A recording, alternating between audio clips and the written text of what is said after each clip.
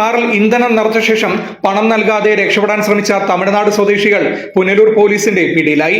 ചൊവ്വാഴ്ച ഉച്ചയ്ക്ക് 12 മണിയോടെ പുനലൂർ ചെമ്മന്തൂരിലുള്ള പെട്രോൾ പമ്പിലേക്ക് തമിഴ്നാട് രജിസ്ട്രേഷൻ നമ്പറിലുള്ള എൻഡവർ കാറിലെത്തിയ സംഘം പെട്രോൾ പമ്പ് ജീവനക്കാരിയായ ഷീബയോട് 3000 രൂപയ്ക്ക് ഇന്ധനം നിറയ്ക്കാൻ ആവശ്യപ്പെടുകയായിരുന്നു. ഇന്ധനം പൂർണ്ണമായും നിറച്ചെന്ന് ഉറപ്പുവരുത്തിയ തട്ടിപ്പുകാർ ജീവനക്കാരി പണം ചോദിച്ചതോടെ പണം നൽകാതെ അമിത വേഗതയിൽ വാഹനമെടുത്ത് തെങ്കാശി ഭാഗത്തേക്ക് പോവുകയായിരുന്നു. ഇത് കണ്ട് ജീവനക്കാരി ബഹളം വെച്ചെങ്കിലും തട്ടിപ്പുകാർ വാഹനം നിർത്തിയില്ല.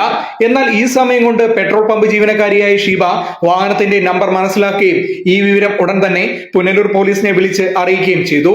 തുടർന്ന് പോലീസ് പുനലൂർ TB ജംഗ്ഷനിൽ വെച്ച് തട്ടിപ്പുകാരെയും എൻഡവർ കാറും പിടികൂടി കസ്റ്റഡിയിൽ എടുക്കുകയായിരുന്നു.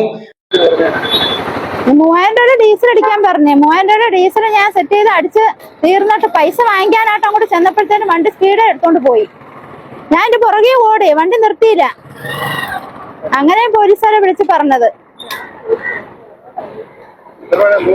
3000 രൂപയ്ക്ക്. 3000 രൂപയ്ക്ക് അടിച്ചു തീർന്ന് അപ്പോഴേ വണ്ടി എടുത്തോണ്ട് പോയി. ഇല്ല ഇതുവരെ അടിച്ചിട്ടില്ല.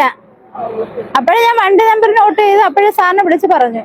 അതേസമയം സമാനമായ രീതിയിൽ നിരവധി തട്ടിപ്പ് കേസുകൾ സംസ്ഥാനത്തുടനീളം റിപ്പോർട്ട് ചെയ്യപ്പെടുന്ന സാഹചര്യത്തിൽ പെട്രോൾ പമ്പ് ഉടമകളും ജീവനക്കാരും ജാഗ്രത പാലിക്കണമെന്ന് പോലീസ് അറിയിച്ചു. Fox TV news, Punalur.